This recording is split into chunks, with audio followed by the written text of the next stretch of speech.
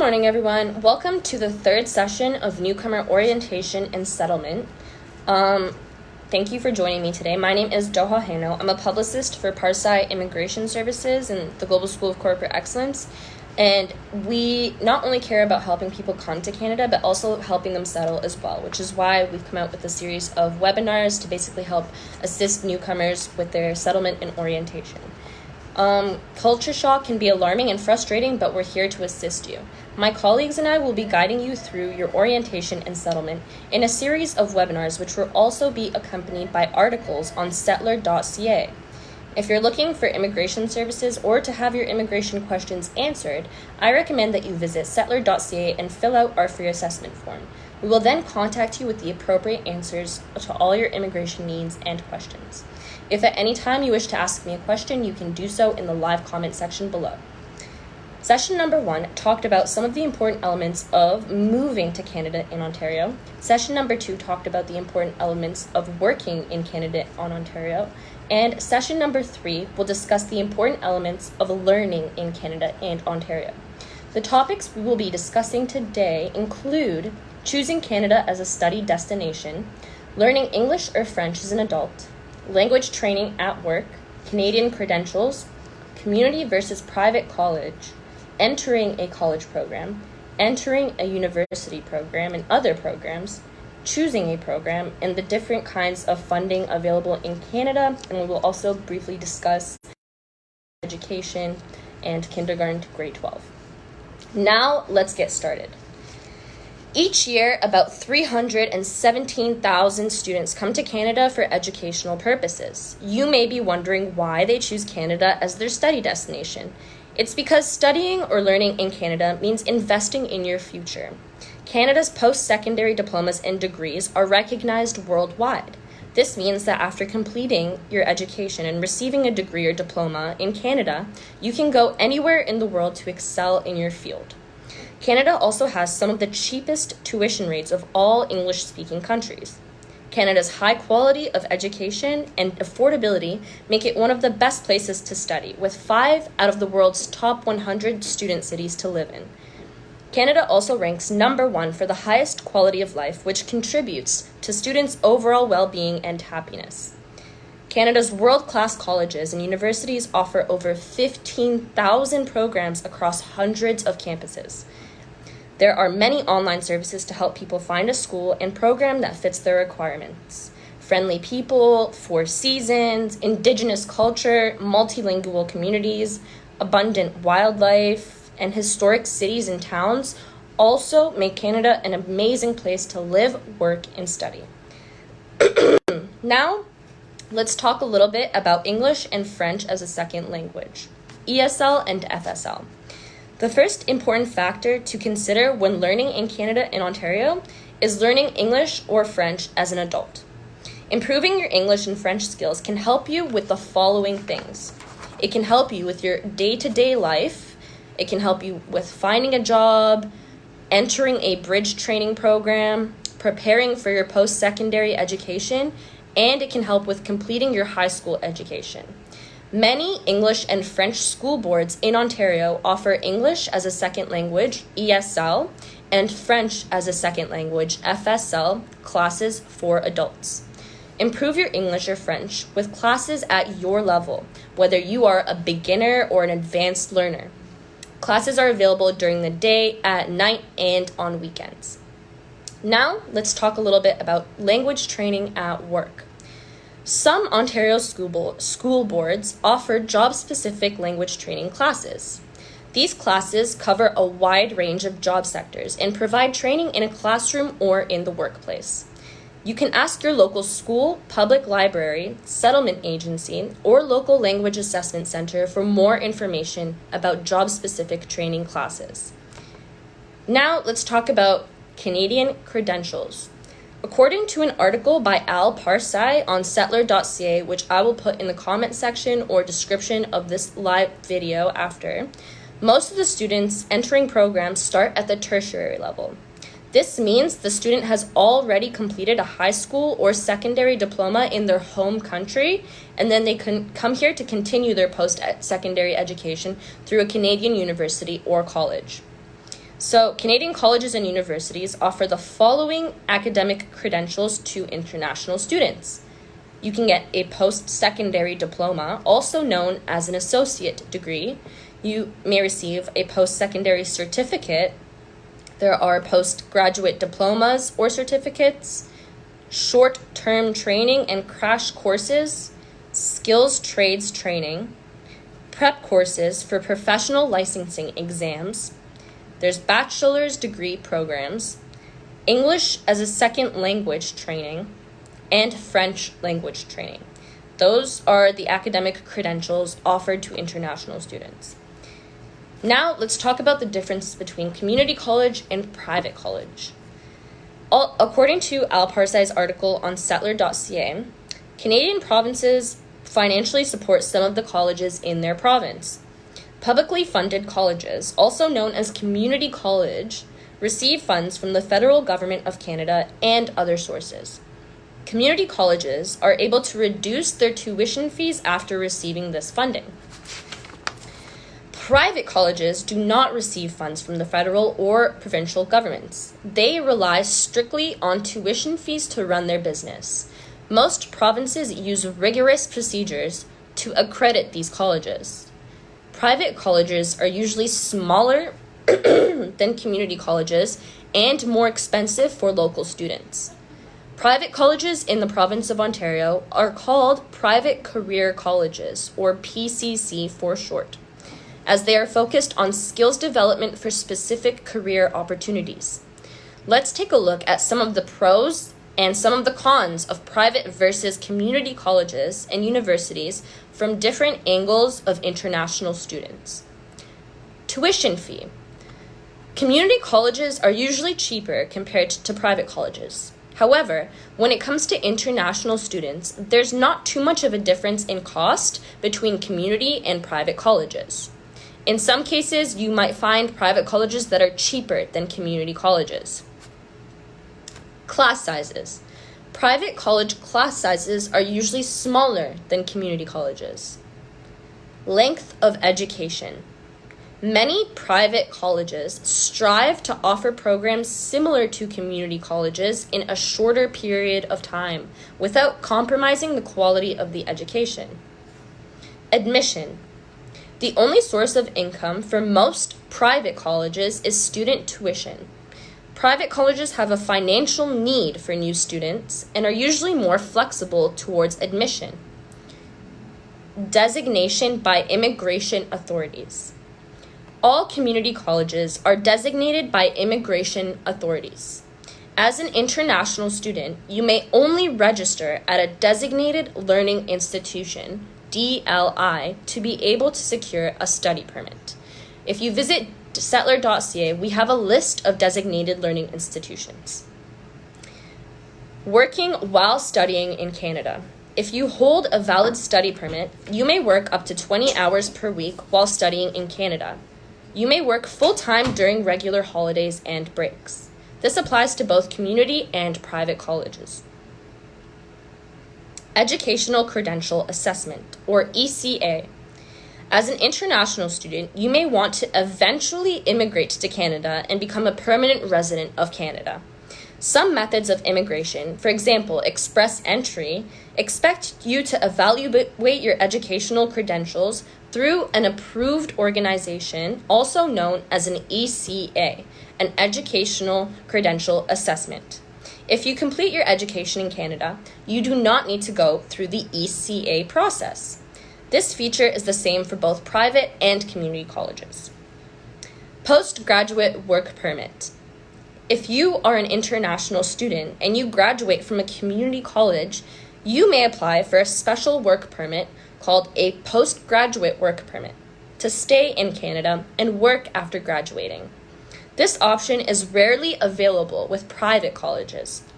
Visit the IRCC website to make sure your prospect college qualifies for a postgraduate work permit after completion of your studies. For more information on the difference between community and private colleges, please visit settler.ca and read the article by Al Parsai. Now let's talk a little bit about entering a college program. Ontario has 24 colleges of applied arts and technology. These colleges prepare students for careers in business, applied arts, technology, and health sciences. These colleges receive funding from the Ontario government. Many colleges have more than one campus and provide a wide range of full and part-time study programs at more than 100 locations across the province. Ontario's community colleges have partnered with the government to make it easier for internationally trained applicants to find and enroll in the right courses without repeating or duplicating what they have already learned. There are 5 key improvements. 1. Clearer, easier to understand admissions process. 2. Standardized credential assessment process. 3. Improved advisory services. 4. Standardized language skills. And 5. Improved employment preparation services. So now let's talk a little bit about entering a university program. Ontario has about 24 publicly funded universities, including 9 bilingual English and French universities. Ontario universities offer a wide range of programs, including undergraduate programs leading to a bachelor's degree. There are graduate programs leading to a master's or doctorate degree. There is continuing education programs and certificates, including distance and part-time programs. There are programs offered by colleges and universities, sometimes in a special partnership, that give their students a university and a college diploma at the same time. And there's also cooperative education, also known as programs, that provide work experience related to a field of study. Aside from college and university, let's talk about the other programs available to international students. These programs will provide you with the skills you need to excel in your field. For example, there is an apprenticeship programs. An apprenticeship is a formal training for those who want a career in the skilled trades. It combines training on the job and in the classroom. There is adult learning. Adult learning programs are for Ontario residents ranging from the ages of 19 years old through seniors of any age. These courses are meant to improve reading, writing, and math skills, English or French language skills, or help people get their high school diploma. English as a second language and French as a second language are examples of adult learning programs. There is second career programs, where you can get new skills, those needed for jobs in demand now, and financial support if you qualify for second career funding. Apply and receive up to $28,000 for costs including tuition, books, manuals/workbooks, or other instructional costs, transportation, basic living allowance, childcare, and more. There's also bridge training programs. Bridge training programs are for immigrants who have international training and experience. These programs are designed to bridge your international training, education, and experience with what you need to know to work in Ontario. They help you get fast access to training and support so you can get a license or certificate and find employment. Global Experience Ontario, GEO, is an information and referral center. They can help you learn how to become licensed or certified to work in a regulated profession or skilled trade if you've been trained in another country. There's also Employment Ontario. Employment Ontario helps people get the training, skills, and experience they need to achieve their goals. Employment Ontario connects people looking for work with employers looking for workers across locations across the province to help people find jobs, employment, and training opportunities. So now that we've talked a little bit about the other kinds of programs available to international students other than college and university, let's talk about finally choosing your program. So the first step to choosing your program is, of course, choosing the school. Ask yourself if you want to travel from home or if you want to move closer to the institution you wish to study at. This decision is entirely personal. Some choose to move away from home for commuting purposes because maybe the schools will be closer, it's too far if you stay at home, or maybe it's the better financial decision to move away from home. The next step is to start looking for schools you are comfortable to study in. You can then narrow down your options by selecting the schools that offer the programs that you are interested in. Once you find an appropriate institution and program, check out the admission requirements. If everything works out and if everything's good to go, book a campus tour and get to know the area you'll be studying in. Get to know the school and explore the area you're studying in. If you're moving away from home, I highly recommend that you spend a night in the city you plan to live in. It's also crucial to ask a lot of questions so that there aren't any surprises. So now that we've talked about the different kinds of programs and how to choose your program, let's talk about the funding and financing available through government financial aid for international students. There are student loans, and there are 3 different kinds of student loans in Canada. There are provincial student loans, Canada student loans, and part-time Canada student loans. The Ontario Student Assistance Program, also known as OSAP, is a provincial financial aid program that offers grants and loans to help Ontario students pay for their post-secondary education. Aside from student loans, there are also grants and bursaries. There are several grants and bursaries available in different provinces. These grants and bursaries are not loans and do not need to be repaid. They are awarded based on financial needs, grades, and other criteria. Aside from grants and bursaries, there are scholarships. A number of scholarships are available in different provinces and are awarded based on various criteria such as grades, academic achievements, and community or school involvement. Aside from scholarships, there's also second career funding, which we already talked about. This funding is available in the province of Ontario for laid-off, unemployed workers, for which skills training is the most appropriate answer to transition them into highly skilled, in-demand professionals in the local labor market, and the government actually offers funding to help do so. Aside from second career, there are also programs and financial assistance programs for students with permanent disabilities. If you have a documented permanent disability, and will be studying at a designated post-secondary institution, there are financial aid programs available to you that you might be eligible to receive. There are also financial aid programs for students living with dependents or children, for example. If you have dependents and will be studying at a designated post-secondary institution, there are programs available that you may be eligible to receive. So there are a few steps to receive government funding. The first one is that you need to student loan application. Work with your school's financial aid office in order to fill out and submit your online student loan application. The second step is to wait for your notification of assessment to arrive in the mail. This will basically assess how much funding you are eligible to receive through provincial and federal funding.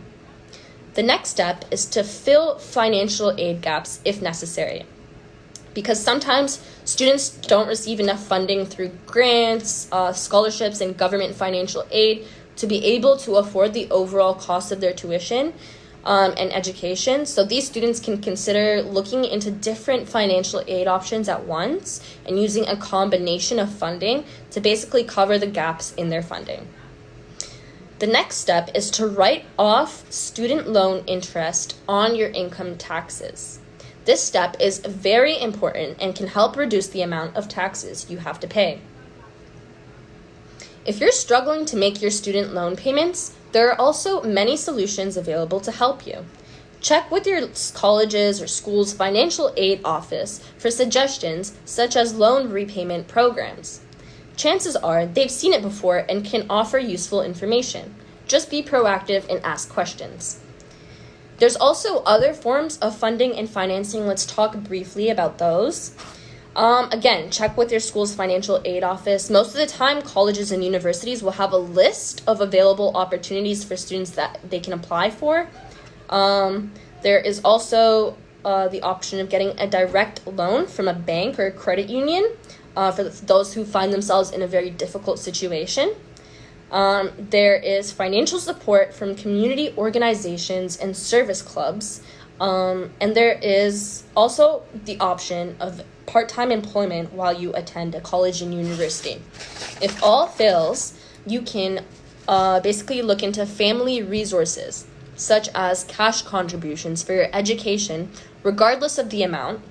Every little bit helps when you are studying. If your family is not in a position to offer a cash contribution, they may be able to help you in other ways. For example, letting you live at home while you attend school, or helping with your living expenses such as groceries, bus passes, and other similar things. Anything that will help reduce expenses will be helpful. Now let's talk a little bit about compulsory education. Or kindergarten to grade 12. So there's something called early education. This education is for children under the age of 5. It is actually not compulsory in Canada, but it includes nursery school and preschool and is definitely highly recommended. There's also elementary school. So elementary or primary school normally runs from grades 1 to 12 in Canada. In many provinces, it also includes kindergarten. In Ontario, elementary school includes 2 years of kindergarten, junior kindergarten, and senior kindergarten. But kindergarten isn't compulsory anywhere in Canada, but there's also full-day kindergarten and half-day kindergarten available. So elementary school is compulsory from the grades 1 to 12, but there is also kindergarten, junior kindergarten, and senior kindergarten available, but they aren't compulsory, but also highly recommended. There's middle school. Middle school is sometimes also called junior high school or senior public school. It's offered in most provinces. In some provinces, elementary school goes from kindergarten or grade 1 to grade 8, and so may include the middle school. In most provinces, middle school runs from grades 6 to 9, ages 12 to 15. In Ontario, though, it only includes, normally, grades 7 and 8. So middle school varies basically depending on the province that you live in. And then there's high school, of course. High school, also sometimes called senior high school or secondary high school, marks the end of compulsory education in Canada. It normally runs from grades 9 to 12. It ends in grade 12 in all provinces except Quebec. In Quebec, after grade 11, students instead proceed to a pre-college or university program such as CEGEP, which I will provide more information about in the description or later on. Let's talk a little bit about the school curriculum in Canada. So the subjects taught in our elementary and secondary schools and the achievements expected from students. So the term curriculum refers to the lessons and academic content taught in a school or in a specific course or program.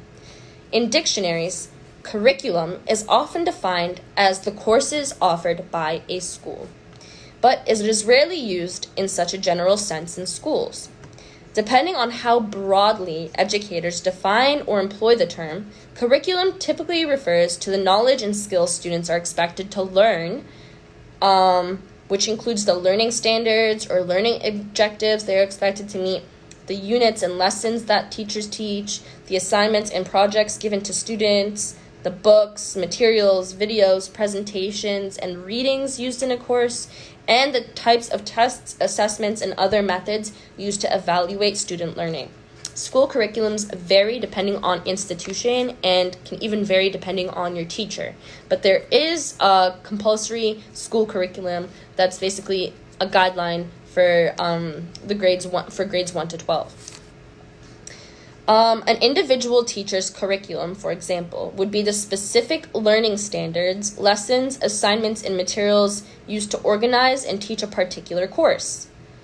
In Ontario, like I said, we have an elementary curriculum as well as a secondary curriculum, but the specifics of that curriculum really depend on the institution and the teacher that is teaching that course. So you can find various different kinds of programs and curriculums that basically cover the same concepts and basically give students the same expectations.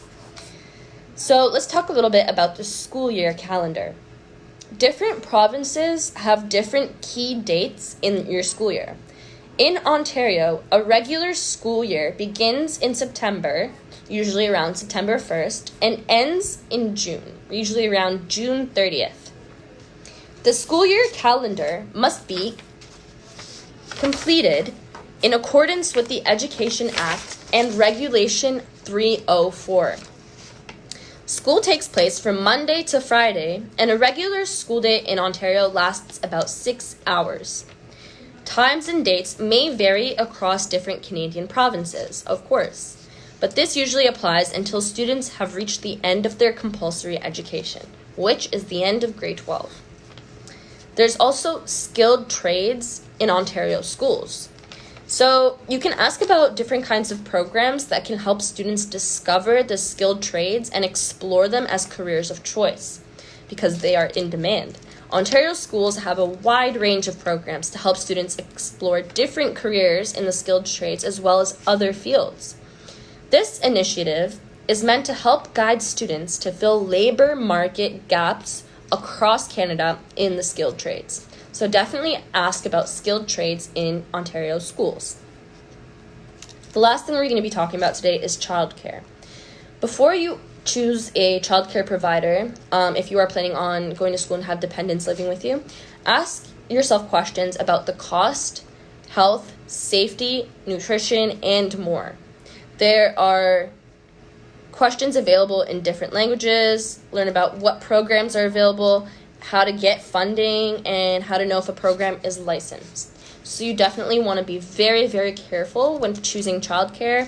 You want to ask about if there's any programs available if you are attending school. There may be programs that will help you if you are living with dependents. You may be able to get funding, and you should definitely make sure that the program is licensed so that whatever childcare provider you do end up with is a licensed professional. So that marks the end of session 3 of newcomer orientation and settlement. If you have any questions, please leave them in the comment section. You can either do this right now, live, or you can do this after. You can comment anytime and I will get back to you with an answer.